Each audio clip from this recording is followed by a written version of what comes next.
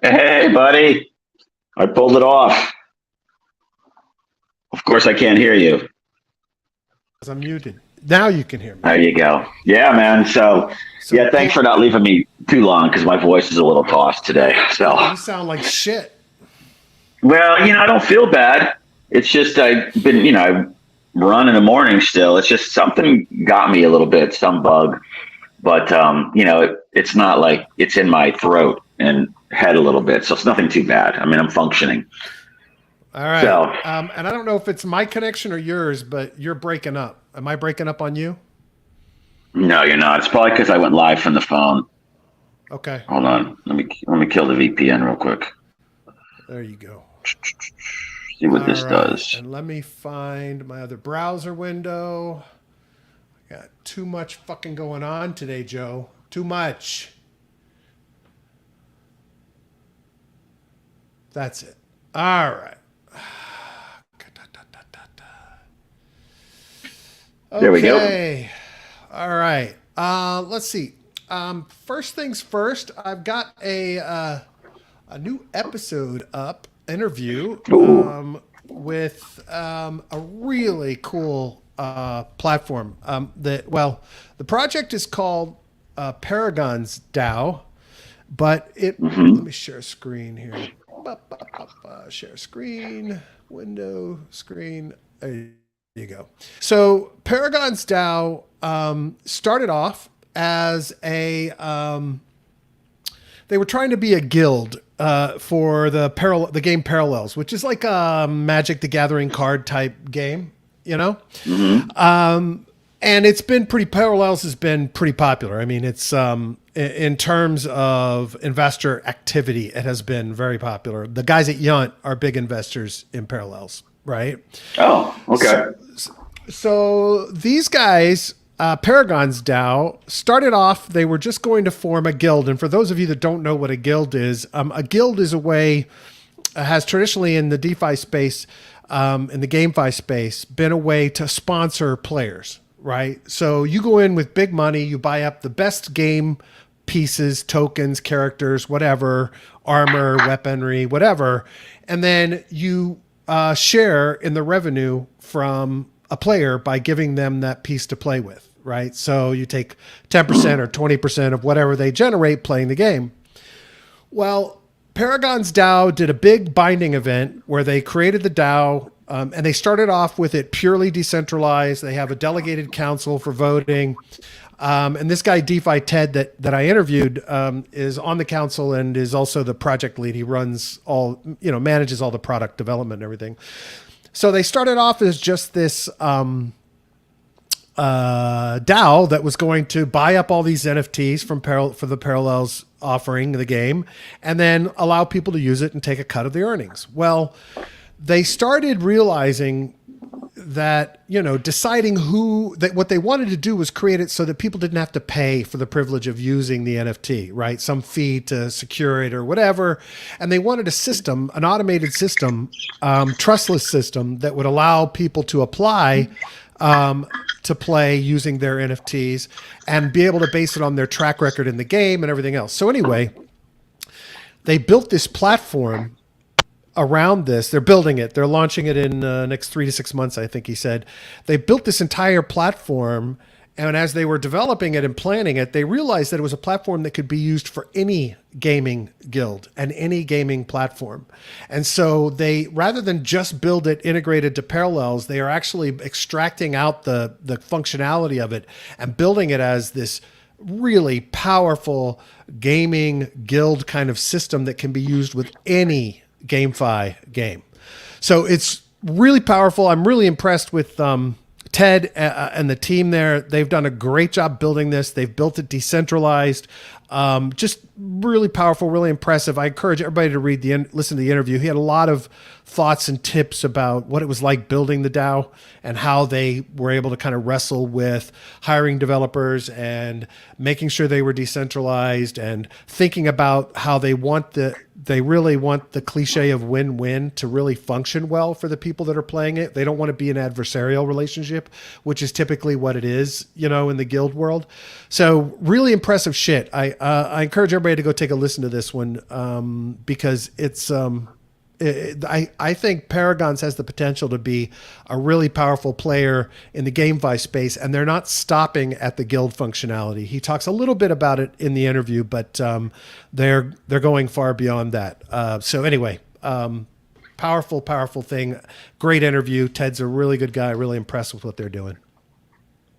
Sounds interesting. I'll have to make sure to listen to that one. Definitely. Eamon said, "Good morning, friends." Good morning, Eamon. How you been, buddy? Yeah, what have you been doing, man? Where you been?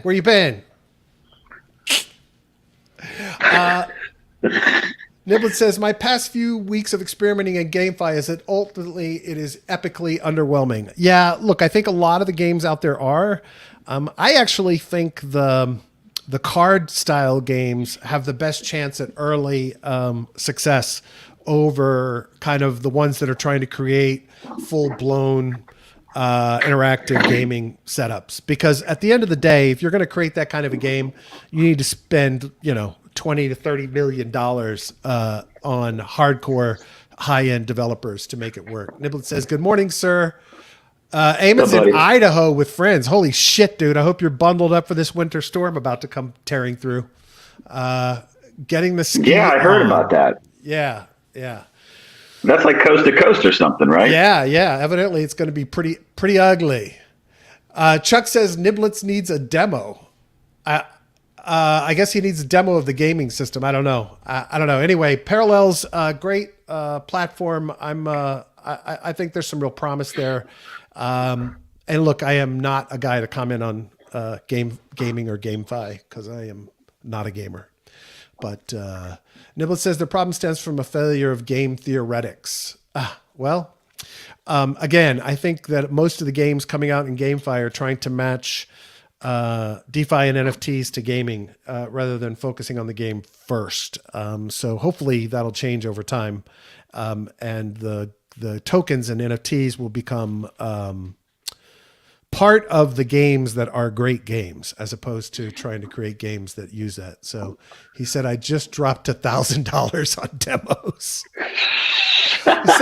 sounds like Niblets is more frustrated in his ability than in the games themselves. I don't know. But anyway, she said, I got my nephew who's 14 playing on Vulcan Forge on Matic, and he's earning like $8 to $14 a day. I have him sending me the PYR token, and I buy them off him. That's great, dude. There you go.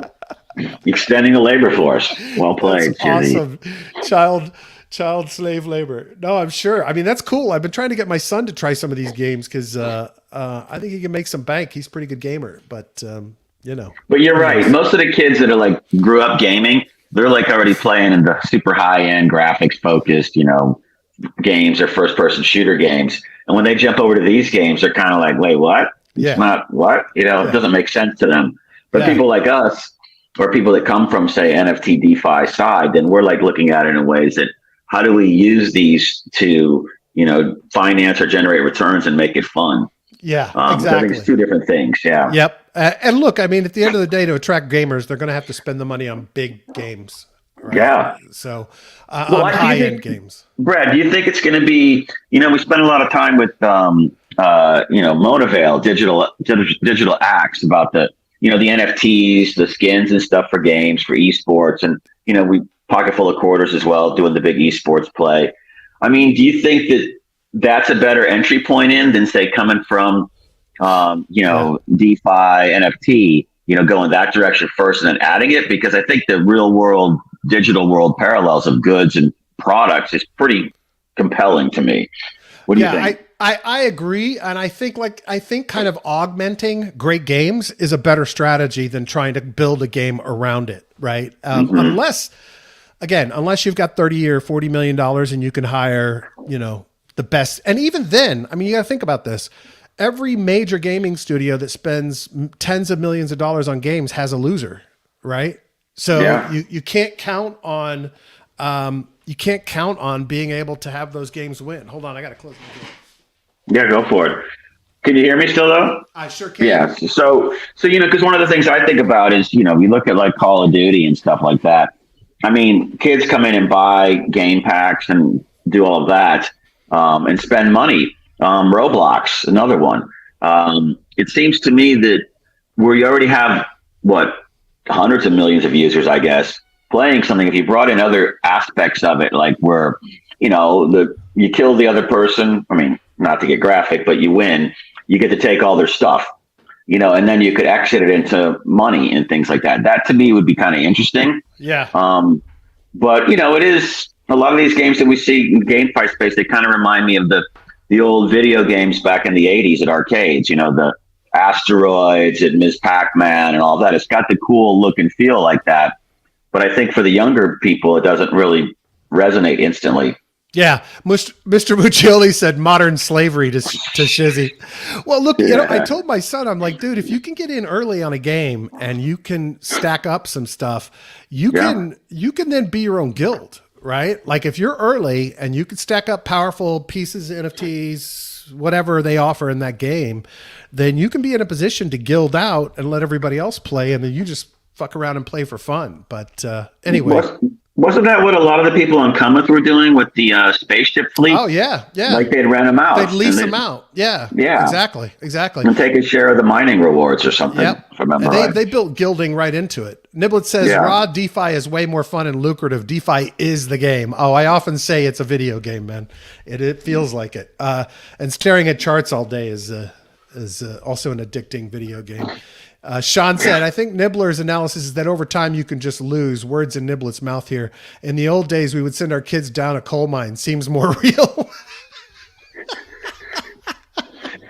Well, you kind of get that win-lose paradigm pretty much wired in tight with the coal mine. Send them down with a little white bag on a stick with a beef jerky and a Guinness. That's what the 12-year-olds, right? The 12-year-olds? Euphoric said all your base are belong to us. Look, I think like everything else, everything's going to be an experiment, I'm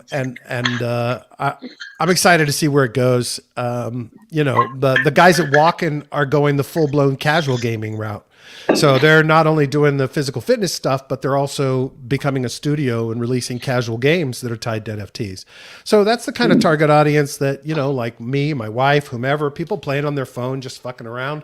That's a whole nother segment of the market that can be tackled. And it might be easier to tackle casual gaming because there's models that work. What is the game that say Walken would put their casual gaming? Let me tell you, I can't remember the name of the new game. Hold on, I'll tell you. Do you remember the functionality, just like what it does? It's like a running through maze. So it's a physical fitness kind of thing too. No, this one though, it's actually a game that is interlinked with the walk-in game, the physical fitness game, but it is not it doesn't track anything that you do. Hold on, let me try to find that new game name. I can't remember the fucking name. Because it'd be cool if they got somehow you got bonuses from playing the game that then you could use in real world exercise. Yeah. To maybe get merchandise or something or gear or devices, to track fitness. Anything that would kind of lead to more sales on the platform. Yeah, well, and it does target. I mean, it does tie into the whole token and everything else, and there's rewards around it, the whole bit. So, cool. Yeah, I just would like to find. It's called Walk and Runner, I think, is the name of the game. But I was trying to find some. There's some video up of it. I haven't tried it yet, but there was some video up of it previously that I can't find. Oh well.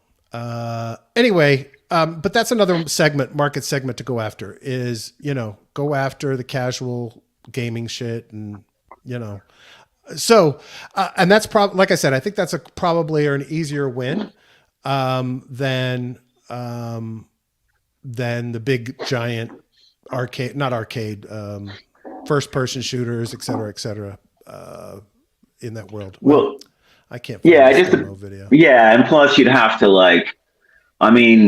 I think if you could have NFTs around gear in those first person games, then it could make sense. And there was looting and stuff like that you could then monetize. Yeah. But it's a tough one. To integrate that into it. Why? They're already multi-billion-dollar franchises. And all of a sudden you enter in another element that maybe gives you regulatory exposure too. you kind of be thinking, what's the point? So yeah, absolutely. Absolutely. Let me see if I can do a proper search. Oh, here, this was a quick demo they did of it when it first hit. Can you guys see that? yeah.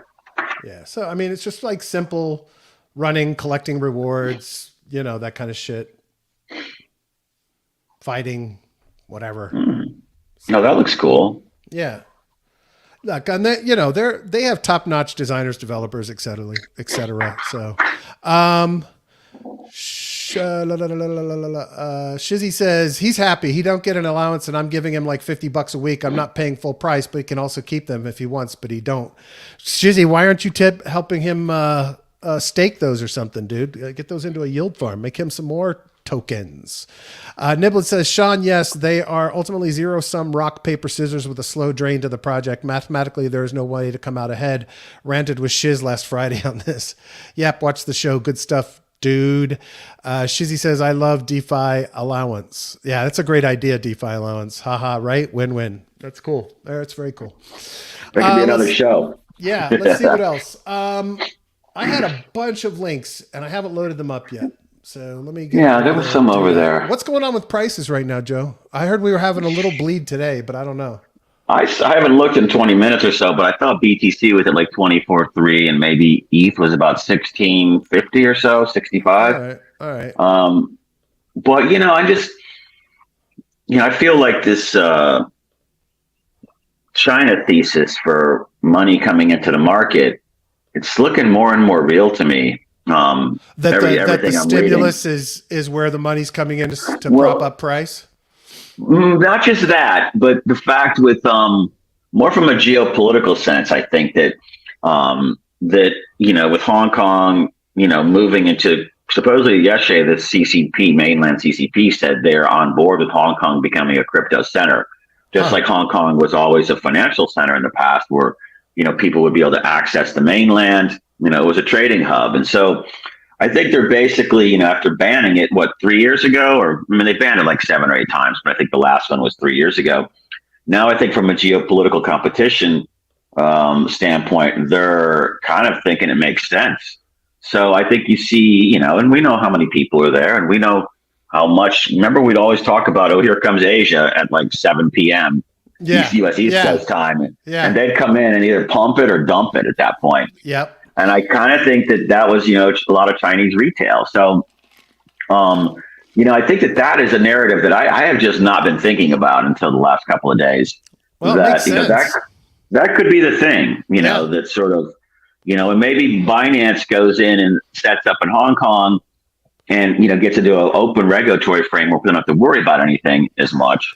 And it keeps that piece going. I just see something positive happening there, for the crypto world. Yeah. But it's just a little too early still to know for sure. Well, in other news, Noah Smith retweeted this tweet from Edward Wong that says, the alarm warnings by Blinken and other Biden aides that China is strongly considering giving arms to Russia for use in Ukraine portend a big expansion of the war. It would become a war involving the third world's 3 superpowers and could lead to a global rift. I guess that's in the New York Times today. Yeah. And I think that's part of why Biden showed up in Kiev yesterday, right? It's like, hey, folks, I'm here. Yeah, I think that, part of that, but it's also to demonstrate commitment to Ukraine in that, we're in it till it's over. Yeah. But I think what I heard after the China stuff was that they basically then put warnings out afterwards. And, basically, because it exposes all the major Chinese banks and all the major Chinese conglomerates. I mean, really, just like they did with the Russian foreign currency reserves, seizing all their dollar deposits. And they put the word out on that yesterday. And then Blinken or Sullivan came out saying, so far, we don't see any major, groups dependent upon the outside economy doing anything on that front yet. So I think it was more of a shot across the bow. But, they'd be committing, economic suicide to do that because, a lot of people are just looking for an excuse at this point. So, I mean, I think I don't think they're going to do anything. Yeah, I don't think they're going to arm them. I hope not. Let's. Well, It's just a matter of, they got, with the Chinese, you can't back them into a corner. I mean, you can, but they're super uncomfortable at that point. They start flailing around saying stupid shit that just is like, are these translating this right? It's like, it just sounds weak. They don't understand how weak that sounds to the rest of the world. So, you got to always give them an out, and you can't, I'm not saying you shouldn't pressure them. I'm just saying if you want to get results, you just push on the edges. You don't go front at them. Even if you could beat them, you don't do it, because the goal is not to get in conflict. The goal is to, have, mutually beneficial relationships with these groups. Yep. And they haven't invaded anybody yet. So. Hey, yesterday you and I were talking off the air about the Gary's move to require custody for investment advisors, funds, etc., expanding the definition of, it used to be securities and equities, and now it's expanded to all customer assets. Rules that were put in place to stop Bernie Madoff type schemes happening again. The interesting thing about this is I actually went through and skimmed through the actual proposed changes. And I will tell you, there's a lot of extensive language around all kinds of custody, but essentially what this is it's a rule that if passed, and it would be 60 days, and then another 60 days after passing, and then 18 months to 1 year to 18 months to 2 years for implementation, depending on your role as an advisor in the space. But the idea is that it would require more extensive custody rules for holding customer assets in a fund, as an advisor, whatever. And while I think there is plenty in this that also dealt with traditional investments, this is actually, to me, a direct attack on crypto. And the reason it's a direct attack on crypto is it makes it impossible for anyone advising or holding or investing on behalf of someone else in a fund or whatever the situation, impossible for them to do it on chain. It totally, completely destroys any opportunity for institutional finance or any kind of institution to trade on behalf of their customers using on-chain applications. It's impossible under the way they've written this ruling up, this proposal up. I hope that during the comment period, which started today, I guess, started on the 16th. I hope that people in the space who want to be in DeFi, who are institutional, who are funds, will do comments, because this, to me, the entire reason for this is let's shut down their ability to get around us by going to DeFi, keep them controlled into centrally controlled exchanges. And this will also put dramatic impacts on all the existing centralized exchanges that exist, because now they will have to either start their own custodial service or they will have to then contract with custodial services. So, this is modeled after what happens in TradeFi. There's actually, I can't remember the name of it. I was reading a bunch of this or talking to people about this last week, and there's a group that's like the main custody holder for like all of the mutual funds and everything. And it's it holds like $67 trillion of stuff. It's like a clearinghouse of sorts. And it's licensed, registered, all of that. And so then you go down the layer from there, you got the next groups that are all custody, broker dealer types, licensed with the SEC or with whomever. And so then you get to the point where, they're looking to roll that over on crypto now, in the sense that anyone who is two areas. One, anyone who's holding custody of assets, and then anyone who, and this means you have to have accredited investors. This means all of the rules like that there's no, you have to do solid KYC, AML. Money has to come from other accounts that are, registered in the system. And then the other thing they're looking at is disclosure rules. I mean, you saw the thing with the Celtic basketball player, Paul Pierce, I think his name is. Yeah. Where he just settled on, a $1.8 million settlement because he was promoting crypto without disclosing that he was given tokens, like Kardashian did. And it was another EtherMax thing, I think. Yeah. So, again, you have to disclose stuff in this new world much more tight than you had to in the past. And this is going to go after people like us, too, Like if you're talking about tokens on shows and things and you own them or you don't disclose it in ways that, you get risk on that too. So it's really trying to clean up the whole space. I'm not saying it's fun or right or wrong. I'm I don't just think saying that it's going to compartment it. I think it's on the celebrities. That's fine. I don't give a shit. But what I think this is a direct attack to prevent institutional money from circumventing the controls the SEC is trying to put in place by forcing custody and eliminating actually decentralized finance from any of the tools they have in their capabilities to provide them to their clients.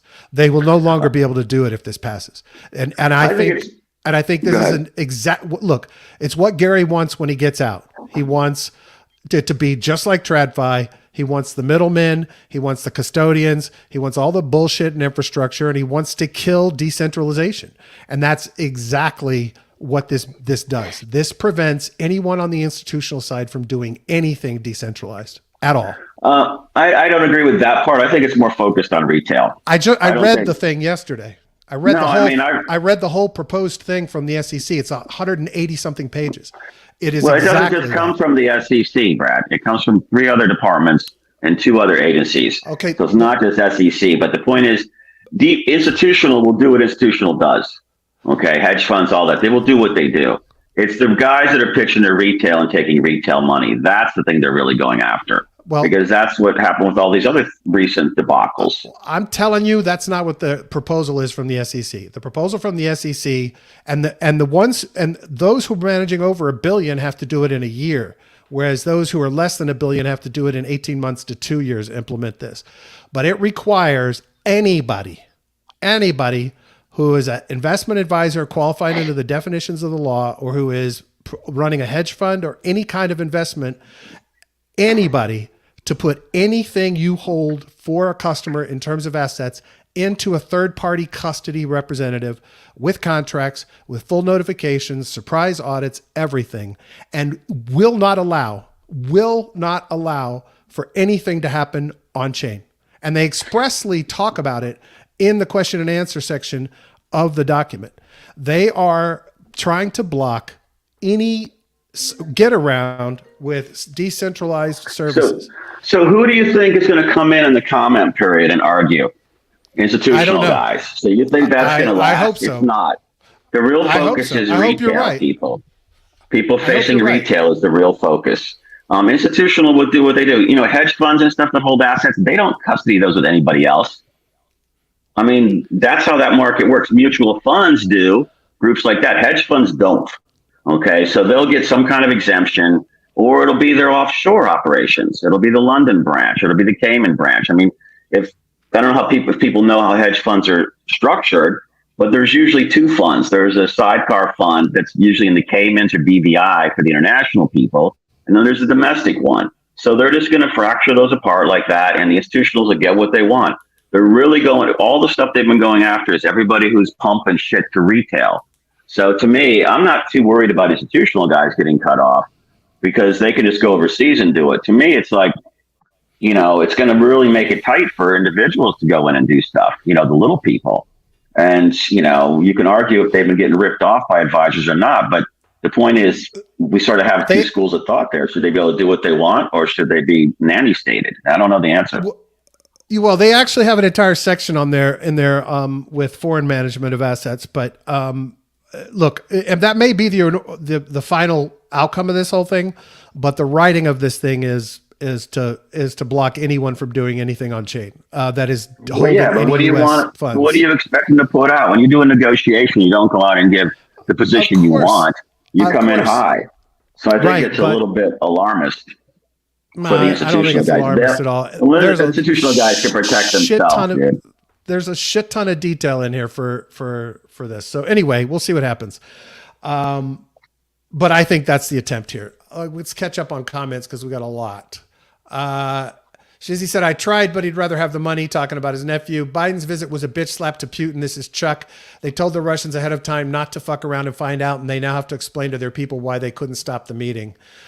China stands to gain a ton from Russian failure, all those Siberian resources closer to Beijing than Moscow. Hi, I'm Troy McGensler. You may remember me from such films as All Your Securities Are Belong to Us and The Best Rules Are the Kind I Just Make Up. Fucking niblets. Well, they're Canadian. Chuck says the distinction between distributed ledger technology, custody, and a mutual fund or hedge fund is thin. Mr. Muccioli said the Financial Times had an article about this. The SEC's crypto crackdown is the name of the article. Shizzy says the advisors can just help people set up hardware wallets for the person. This could be a good thing if done right. They can give advice. They just have to say this is not financial advice at the end. Yeah, this specifically addresses managing investments on behalf of investors, whether it's retail or institutional, whatever. That's what this thing addresses.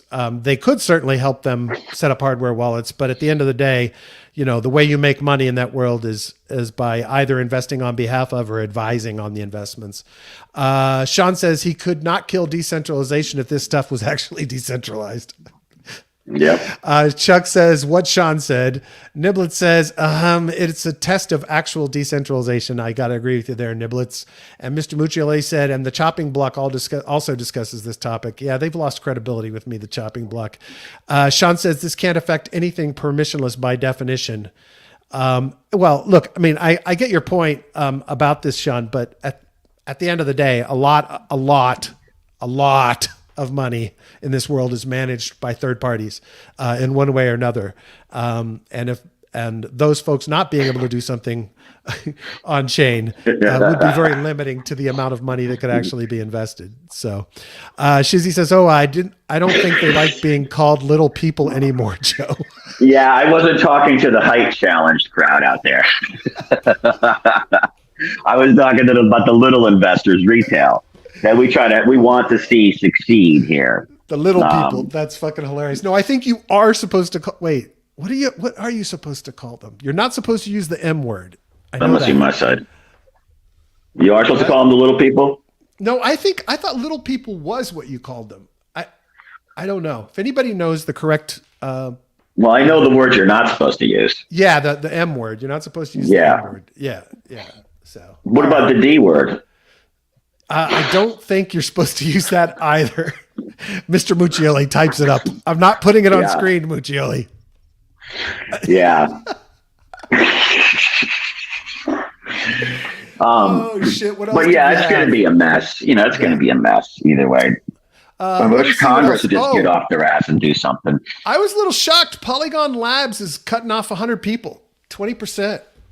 Firm said the job cuts are part of its consolidation earlier this year, which, is a way of saying, oh, no, we meant to do this. But, look, at the end of the day, they're nervous just like everybody else, and they're cutting back on expenditures, and this is part of it. Yeah, I mean, when you grow, you get inefficient and fat, and sometimes you just got to go in and cut off the redundancies and reconsolidate and grow from there. Yeah. I mean, you hire a bunch of people, and then some don't work out, unfortunately. Yeah. Treasury remains healthy, balance of $250 million, more than $1.9 billion Matic, and we have crystallized our strategy for the next several years to help drive mass adoption. I bet he doesn't tell you he has a 30-year runway though, but they have a bigger staff, that's for sure. Some dude forked the Ordinals code on Bitcoin to Litecoin, which actually seems like a better implementation of it. And I didn't know this, but he posted the. I didn't know that this had been finished. The Mimblewimble integration on Litecoin. So there is now like a side. I don't know if side chain is the proper way to refer to it, but there's like a whole privacy layer now built onto Litecoin that I wasn't aware of.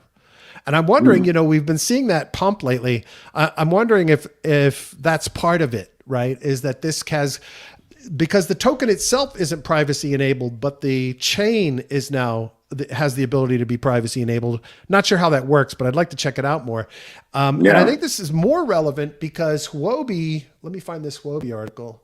Huobi announced that they're delisting Monero and other privacy coins, citing regulatory concerns. So really interesting if the chain itself has an integrated layer of privacy, what kind of happens with that. But really interesting to see, and interesting to see that this Ordinals capability is now built onto Litecoin. I don't have no idea how that affects block size or storage or anything else on Litecoin. I don't know enough about it, but just found it interesting. Yeah, no, I mean, God, I've been making a killing on Litecoin back in like 2017, 18 time frame. I think it was like $7, and then it ran up to what, like 370 or something. Yeah. But I really don't ever use it for anything. I haven't in a or long haven't. time. I transferred Yeah. funds back in the day. In 2017, I would use it to transfer funds occasionally, but I haven't in a very long time. Sean said, "Idiots? Question mark. Whale food? Question mark. Grist to the mill. Maybe they should go back to the 1800s. Maybe he. I don't know. Was he responding to me? I don't know. Sorry, Sean. Yeah, I don't know. Eamon said, running out of runway, burned $150 million last year. Holy shit. Well, look at the Still next not one. bad. Heard it was an 18-month runway for Polygon. That's not great. Yeah. I've always had a soft spot for LTC, Niblet says. It is such a sleeper coin, and it seems to be on every exchange. That's true. It does have liquidity out there. It does have a presence. Sean says it's an obscene amount of money to spend for something as simple as Polygon. The Eamon says the MWeb upgrade was dope. Excuse Bless me. you. Thank you. Oh boy. Sounds like you're getting something. Cats. Ah, The I hate MWeb 'em. upgrade was dope. Exchanges stopped accepting any transaction that went through those wallets, though. Oh, yeah. Okay. See, so it still is limiting, but only for centralized exchanges. Eamon said, Sean, they have a lot going on, all these side projects and stuff like Hermes. Yeah. Look, I mean, 150 million for the amount of integration and work they have going on. I don't think it's a ton of money, but I do think they need a longer runway than fucking 18 months. So, Yeah. anyway. Yeah, hopefully they extended that. But what are they working on? They've been doing all the acquisitions and everything the last year. So Yeah. that must be where everything's been going. This I thought was huge. This was one. But here's the thing. I was thinking about not showing it because we don't have a fucking Jinx source it. for this, right? But anyway, AP Abacus says, update, more chatter that at Grayscale could be poised to win its appeal/case against the SEC on March 7th, turning GBTC into a proper spot Bitcoin ETF. He says legal minds believe their brief is powerful and the court may be prone to pushing back on regulatory outreach. Those same legal minds believe that if Grayscale were to lose, they could consider taking the case to the Supreme Court and have an even better chance of winning. I think Yeah. with this court, that's definitely true. So anyway, somebody asked him for sources and he said DM'd you. Yeah, I was going to say. Look at the comments below that. Look at below the should post DM your message. sources. See those DM sources. Right? Open that one. Yeah, open that one. See what those comments are down here. He says no, he Post won't them. reply. He won't post them. Okay. That's weird. Anyway, Yeah. that's what makes me a Well, little also- nervous about it. Well, it's everybody's speculating both ways. I just think that it's something that makes sense in that it gets everything, as Sean's even said, hyper bullish event for BTC and everything else. But it's going to take all those ones that were like bankrupt 6 months ago, basically, FTX, all of them, and Genesis, Gemini. It's going to push them all solvent again. So if I'm the regulators, I'm like, okay, it's one spot ETF fund. Right. Who cares? Let's just approve it, and let's not have to go clean up all these other companies for the next 5 years, and then we can focus on other stuff. So I think but politics would be pretty good, but who knows? Look, at the end of the day, it's all about hides for Gary, right? He wants those marks on the fuselage showing he's taken down the corrupt people. That's his goal. So that's probably part of the resistance, but who knows? Yeah, but he's not the only one who approves it. That's the thing. That's true. It has to get approved by a panel. So it's true. I think that I don't think that there's a lot of love lost amongst the other commissioners and himself, because you just watch the chatter. I mean, there's a lot of people irritated with him at the level like you're irritated with him, the publicity seeking and all of that, and, feathering his nest allegations. So, maybe that would get approved on a full commissioner vote. That'd be awesome. Is there a way, can proposals get to the full commission from other commissioners and get a vote? I think so. I mean, I don't know how that works. He's not the czar who then says, I don't know if they use ALJ, administrative law judges, or if it goes into like the other ones, but I think the commissioners can basically, like in any board, I think it takes some number to bring it to a vote. Okay. Yeah, That's get it on cool. agenda or something. But who knows? I think a lot of people are, internal and external are sort of frustrated with him. I mean, how many employees does the SEC have? Like, doesn't it have like 67,000 or something? I have no idea. It's a pretty giant number. Yeah. And I think that who's going to have to do all the cleanup work? It's everybody else. So hopefully, some common sense will prevail, because to me, I think this starts really drifting down a path of, like we alluded to at the beginning, or I did, on the China stuff. So if China's going to now try to stick it to us by capturing all the crypto that we're driving out of the country, doesn't that then become a national security issue for the U.S.? I think it does. So I think there's going to be a lot of pressure to push Makes back sense. on Mr. Gensler. Hope so. 4,807 is the staff. Employees? Yeah. Wow, I thought it was more than that. Which goes back to my argument of, everybody sue them. They'll never be able to keep up. All right, let's see what else. Oh, I haven't even read that yet. This is fascinating. There's a new protocol. I don't know how the fuck they're doing this, because it just sounds insane. Yeah. Fucking insane. So this new platform called Apollo X launches crypto lending platform, offers up to 25 ETH loans without collateral to Ethereum addresses with over 1 year of solvency history. So essentially you have to have 1 year of history of having held 25% of what you're borrowing for that whole year, at least that much, and then they'll let you borrow it. Yeah, I mean, without collateral. If wishes were horses, then beggars could ride. I'd be like, I'd be all over this. I mean, how bad is this going to end, Joe? It's going to be. I could see if our acquaintances at the SEC are watching this show right now, they're all like checking this one off. What the fuck's going on over there now? But this is what I like about DeFi and crypto is the under collateralized lending. You go to the bank. You kind of give them depending on what you're borrowing for, 2 to 3 times asset coverage, to borrow. And, this kind of, this levers up the system pretty dramatically, but, I guess, think about something else that we've talked about, crypto kind of credit scoring. I think I broke up there. No, you're good. And how this might tie into this too.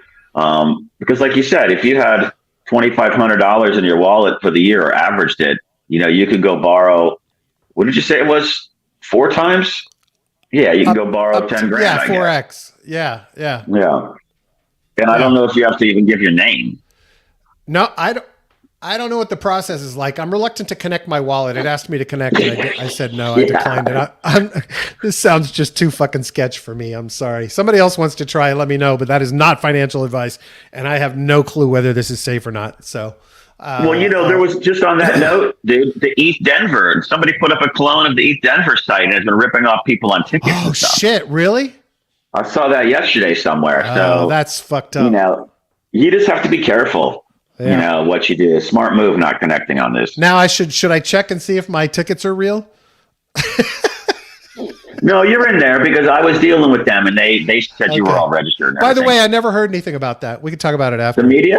Yeah. No, we didn't get the podcast rooms, but we get on the fly access, and they're supposed to be sending you this stuff for the other party and the media thing, but they also said you were already registered. So okay, good, beautiful. I'll double check or loop you in. So Sean said GBTC unlock would be a disaster in the short term as people express the discount and hyper bullish in the longer term. So maybe that's that drop to 13.8 that Sean. Not financial advice that Sean gives, but that 13.8 target I think is around a lot. Gets you there, yeah. But my question on that real quick is, okay, so the discount right now is what, 42% or something, or high 30s? I can't remember. So when it then goes spot ETF, that discount goes away, and I guess then everybody's going to start dumping at that point, or hold at that stage, because they haven't, I think, gotten out yet. So they probably are going to realize that gain and sell some of it. So maybe that's a good point, Sean. Niblet says Apollo X is Sean's secret ETH shorting strategy. Sean said things like Apollo X are the reason the bear market ain't over. I don't think it's the cause of the bear market, but it certainly cracks me up. Yeah, that's funny as shit. Let me see if I have That anything is. else. 32 million in digital asset outflows, according to CoinShares. Institutional investors are feeling the heat as the SEC targets all aspects of the crypto industry in the United So, States. so look, I read that article and I'm like, what? Only 32 million? Isn't that like I was gonna lunchtime? say, that's a If it small was like number. 32 billion, then I'd be like, holy shit. But 32 million, I'm like fleeing the markets. I mean, come on. That's an Digital exaggeration. assets see 32 million in outflows, but rising prices push AUM to highest since August 2022. So does Okay. that statement mean anything then? It's just like, It putting a doesn't sound dartboard like it up means and a throwing fucking three thing. things. Yeah. Well, I mean, I think what they're saying is you can see 32 million leaving wallets, whatever. That's how they track it. So they can see that, but it's kind of stupid. Yeah. I mean, it's not newsworthy. 78% were from Bitcoin. Hey, Sean, I didn't post it up, but there was an article out this week that, made it sound like Bitcoin Core. I guess we could talk about this on Friday. So I'm going to tee it up with you now live. Bitcoin Core team down to 5 with the primary person responsible. Well, there's a word I'm looking for, but I can't think. Committer, responsible, retiring from the team. But I always thought that 5 was like around the number of people that were on the core team, and that there are all kinds of other people writing code and submitting proposals. But the 5 core people that commit, I always thought that number was around 5 anyway. So curious your thoughts on that. And we could talk about that Friday if you like, but they made it sound like it was this horrible thing happening in the article, and my take on it was I don't think that's unusual, but give me your thoughts. And Sean's like, well, 3 of them sit at McDade's every day drinking Guinness with me. Right? Now, there was another article that said there was discovered that in 2018, a exploitable bug was discovered. Maintainers is the word, was discovered, and a bug fix pushed out not through the normal processes on Bitcoin in 2018 by the maintainers out to the network and the miners. Now, I know that miners have to make it happen, but that was interesting too. So I want to talk about that and get your thoughts on it, Sean. Is that the one where people were talking about how they just sort of fixed the code and didn't tell anybody for some amount of time? And it's like, how can they just go change the friggin' code without it getting validated? But I think it was a bunch of ETH maximalists fucking raising shit over it. So I don't know. Yeah. But we could talk about it on Friday because I'd love to hear Sean's thoughts on it. He said the core dev centralization. It's actually maintainers argument is a meme. I posted an article in this TG group a month ago. Yeah, and I wasn't thinking about it from centralization perspective at all. I was thinking about it from the number of people that are responsible for putting it in. And so but I always thought that number was a small number of people. I don't in my head, it was like 6 or 7 people. So 5 is not a crisis was what I was really thinking about. But anyway, but not on the issue of they have complete control over Bitcoin, because I know that's not how it works. More on the issue of I don't think it was a big deal to have only 5. Anyway, let's see what else. Oh, this was an interesting take on the recession stuff. This chart shows kind of where we are and where historically we've been as it comes into recessions. And so he says we're in this yellow area, which is earnings have peaked, tightening has ended, industrial production has peaked, real estate sales have peaked, new orders contraction has started, CPI year over year peak, YC inversion ends. So he says we're in this yellow box just on the edge of the qualifiers for recession starting. I don't know who TXMC Trades is. He's a student of markets history and BTC. But anyway, I just thought it was interesting play that they took kind of these historical things that had happened relative to recession starting, and these all things were the next phase just before the actual recession actually began. And this is event sequences and days past in all recessions since 1948. So Yeah, I mean, again, I don't know what's a recession? Yeah, I You don't know, think anybody how are we knows defining anymore. it? I think that these guys, the BTC guys, are always everybody, and so the crypto is always trying to think that the recession is going to cause rate cuts and stimulus funding. I don't think it's going to do it this time. I think even if there's a recession, that because you look at a lot of the inflation, it's sort of persistent now because what's unemployment's at like an all-time low. I think in 50 years, U.S. We're Yeah, talking about. I'm talking about exactly. U.S. Even like UK's coming out looking better than they were 2 months ago. So, I don't know what this really means. If people have jobs and people have money, is that really a recession because recession Right. usually impacts not How do the you, super rich, it's the right. wage earners. Yeah. And if everybody has jobs, I mean, I guess everything's more expensive, but that's not really recession. That's just inflation. Well, So and economic contraction.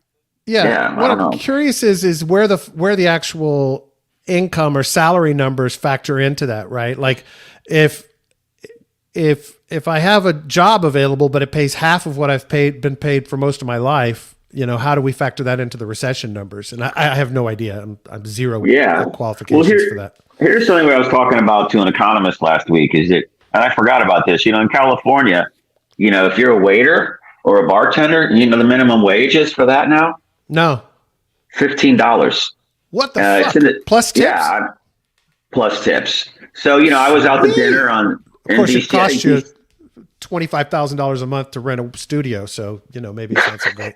Well, no, this was like I was in a restaurant in DC on Saturday night, and I used to go there 20 years ago, and I remember they have this, one dish that I really like, and I'm like looking at it, and it's like $36, and I'm like, damn, I remember when that was like $14. Again, crazy last millennium stories, but but then they told me, oh no, everybody gets paid $15 an hour here plus tips. So I'm like, because who eats the $15 then? It's the restaurant owner. Oh, exactly. So what do? They mark the prices up. Absolutely. So that's what I'm thinking is driving all of this like out of the house food inflation is adjusting to that. And I'm not saying it's, that people shouldn't make $15 an hour, but it kind of helps explain why the restaurant prices have gone up so much. They don't make $15 an hour here, and fucking Naked Taco's charging $8 for a fucking street taco. So, That's ridiculous. Yeah.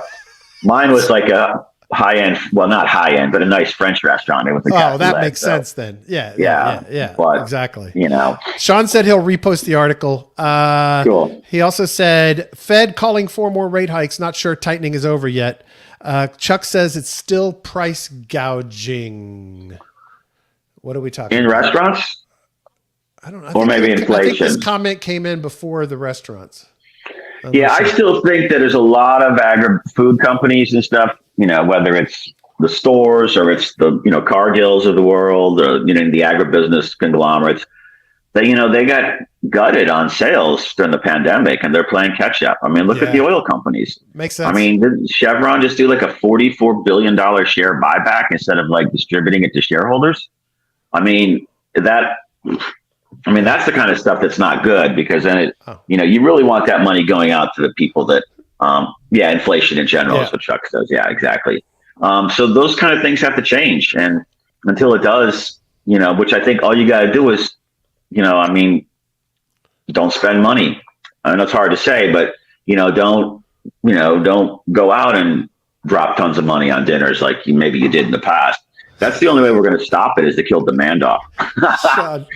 Dude, Guinness is now a approaching $10 a pint. My inflation meter is at all-time high. Sounds like you just need to buy a case and take it home, buddy.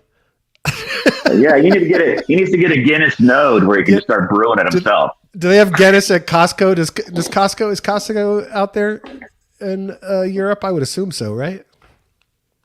I don't know. There are some wholesaler type operations like that. I'm pretty sure Costco must be there. Yeah. Joe, that's all I have for today. You got anything else you want to chat about? No, my voice is pretty much trash. So Let's give you a rest. Let's give you a rest. All right. Well, thank you everybody for listening. Sean, Niblitz, Chuck, Eamon, Oh, Mr. Muccioli, I know you're up here somewhere. Shizzy, thank you. Everybody, thank you so much. If I missed you, I apologize. Thanks so much for listening and participating and commenting. We appreciate you being here and listening and watching. Thank you to all the new members of the community that have joined in the last few days. We love having you guys in there. Please jump into these conversations. None of us are complete experts on anything we're talking about there. We need other people's opinions, thoughts, ideas, whatever. Don't forget to check out all the channels, post your projects that you love, all that good stuff. T.me/Mission DeFi. T.me/Mission DeFi is how you join our Telegram group. We'd love to have you join us. If you're listening on Apple Podcast or Spotify, please take 2 minutes to go review us, subscribe, and make sure you're getting alerted when new episodes come out. We're at the top of your list. And Joe, if you're watching on YouTube, would love for you to smash the thumbs up. Just smash it. Just like, well, that's not really smash. It's kind of a wussy tap there. Yeah, well, I don't want to break it, right? How about that? And make sure you click subscribe and click the little bell so you get notified about new episodes when they come out. We love and appreciate. Mr. Muccioli says no Costco in Europe. You guys are missing out. Best run retail operation in the entire world is Costco. They got the Chinese equivalent. They got the Chinese equivalent there. It is fucking gold. Just the best run place to shop in the world. And employees love it. Love working there too. So anyway, thanks so much, folks. We love and appreciate you, Joe. We're over and out. All right, buddy. Great show. Thanks, Brad. Thanks, everyone.